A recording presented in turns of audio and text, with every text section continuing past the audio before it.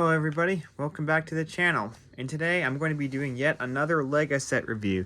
This time we have set number 6085 Black Monarch's Castle from 1988. Let's take a look. To start off here we have the instructions right here. This time we got the old Legoland banner, 6085. Got a cool picture of the castle right there. And we've got an alternate build here, it looks like. Don't you just miss the days when they had alternate builds like this? Here's the insides of them. Yeah, build is pretty straightforward. Admittedly, like these older sets usually do, they often make you do a lot per step and often makes it a little bit challenging, especially when you have to play spot the differences. What I do like here is how they actually have this picture here to show you how to line up the bricks with all the studs, which is pretty nice. Yeah, typical late 80s instructions, but I just do really like that addition right there. So one thing that this set does give us a lot of is minifigures. We get a whopping 12 of them in this set. 4 knights, 4 archers, and 4 soldiers, plus 4 horses. The archers all look pretty much the same. They've got a chainmail armor, red pants, a pack for their arrows in the back. I'm trying to think what you call that. Quiver, maybe? Correct me if I'm wrong on that.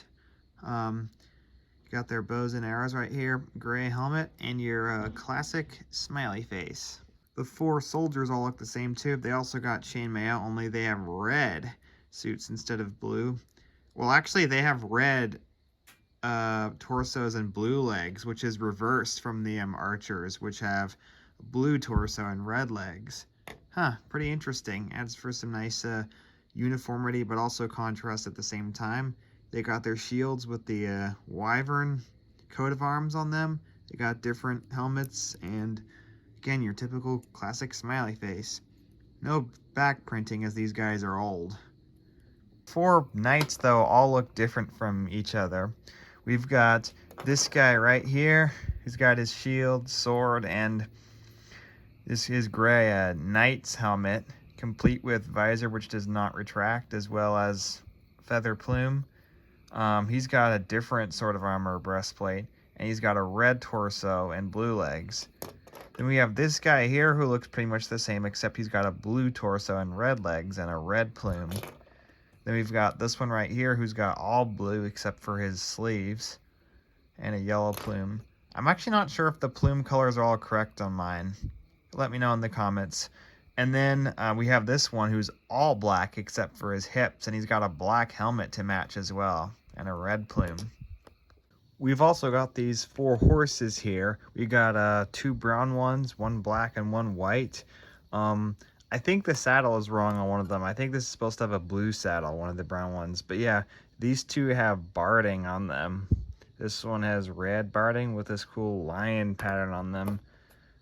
This one's got like a dragon pattern on it. It's got blue barding.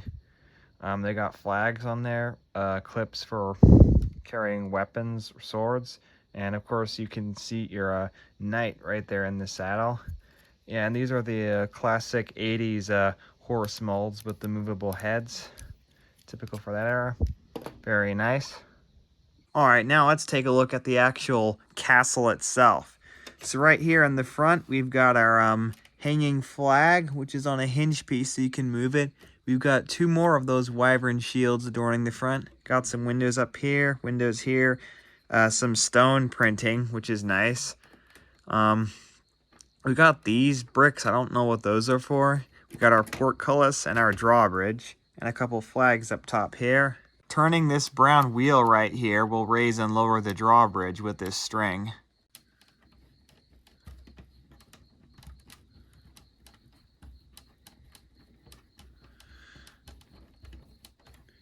Just like that.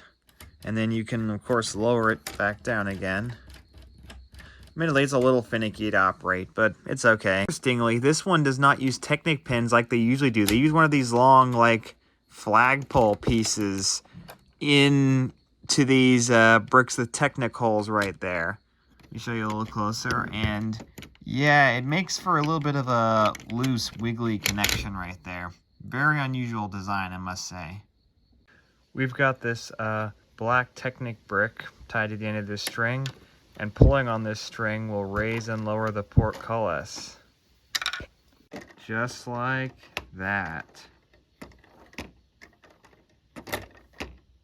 Up top, we've got our turret on top of this main gatehouse where our archers could stand and fire at anyone from down below. And we got our flags once again. On the side here, we have this barrel, which I guess is used for weaponry. Here's the side, kind of plain, but as you can see, we're starting to see some more detail on castles now because we've got a couple of lanterns here on the sides, or torches, I guess. And we've got some more stone printing on this tower right here. Back of the castle is pretty plain, but you do still have the nice shape of the tower, as it doesn't look as square. Plus, you've also got these gaps right there. I'm not sure what you call those. Let me know down in the comments, but I'm pretty sure that's for dumping stuff onto enemy soldiers right there, if I'm not mistaken. Other side looks pretty much the same. These two towers right here have turrets up top once again. They got a bit of a gap here, and we got more flagpoles up there. Now we've got everybody's favorite feature right here. The back castle walls hinge open like this, which allow you more room to play inside, and they also allow you to change up the shape and look of the castle, which is something I just love about these old castle sets. This Technic pin right here is what holds it shut. It connects to this hole in this Technic brick right here, and this system allows it to interconnect with other Lego castle sets which have the Technic pin connection as well. Once inside, we can have a look at the back of the gatehouse right here. We've got some storage for weapons right here, some room right there. Up here, we've got more space up in here. We got more weapon storage there and a couple more torches right there. Now, the interior of this castle is pretty empty, to be honest. It's definitely lacking in detail, especially when compared to modern ones. However, with the amount of exposed studs, I kind of see this as an opportunity to customize it yourself and add your own details inside. And you know, that's what Lego's all about. This side is pretty empty. We just got space here, and then we've got a little room inside this tower right there.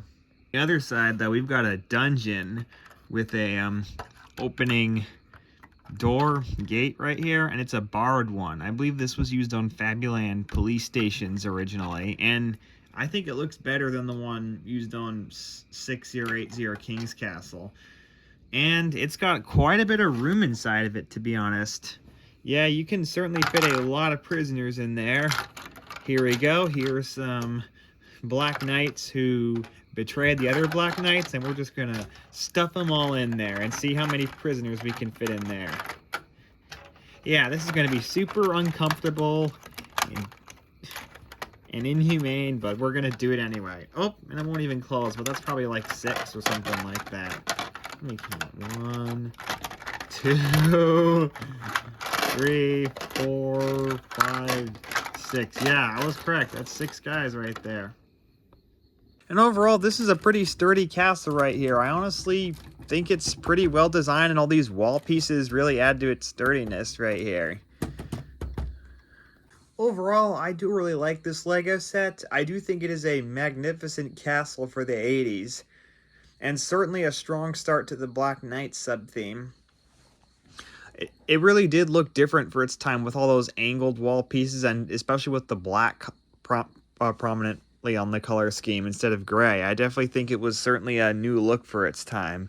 Now, I would definitely recommend this set, especially if you're a Castle fan or a Black Knights fan. However, I will let you know this castle is fairly expensive, and there are some newer castle sets that honestly have a bit more detail and features than this one does. So if you're on a budget and you're honestly just looking for a castle set just to have or to play with, and you don't really care what time period or even what faction it's from, there are some newer castles that you can get at a better price than this.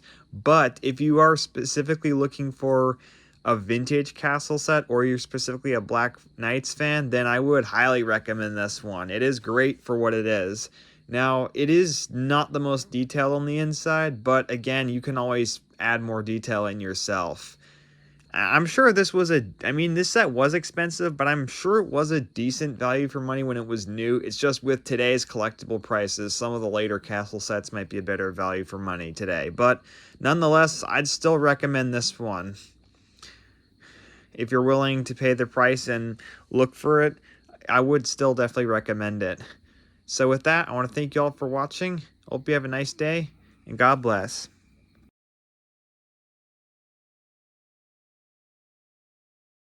Oh, and one more thing I forgot to mention.